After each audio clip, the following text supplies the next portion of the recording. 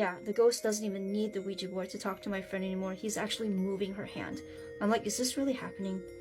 Well, I go to London to visit her, me and another friend of ours, a French guy, and then she says, you know, I do this other thing where I can give you answers to your questions by using words in a book. So I ask her questions, and she's like flipping the pages and pointing out words fast like a robot. I don't think this is a good idea. And I'm like watching her, and the words are stringing together and make answers that make sense. I have no idea if other people can do this, but it was like super creepy. And I'm thinking to myself, is this just some trick that she's playing on us? Is this just all psychological?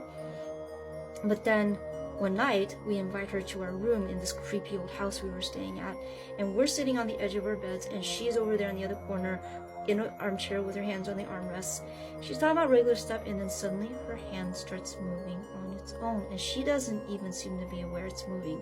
And I'm like, what's your hand doing, Alicia? She looks down, and she's like, oh, Daniel's here. And I'm like, what's he saying? And she's like,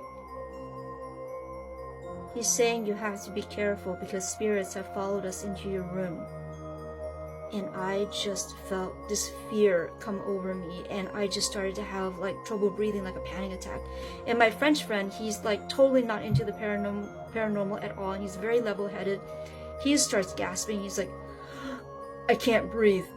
I have to get out of the room. So we get up and we go out with her, and we walk her around the block, and we drop her off at her place. And when we come back to our room, the room was normal again. We didn't feel anything weird. And so this made me think, wait, is this just really psychological? Are we just doing this to ourselves? And she's again imagining all of this. Well, after that, she told us that weird things were starting to happen on the street when she's walking around. One time she's walking around the busy streets at night, and a woman sees her, and she just gets this fierce look on her face, and she comes to my friend and just like, ah! And she like scratches my friend on her arm and like actually breaks her skin. I think she was even bleeding a little bit.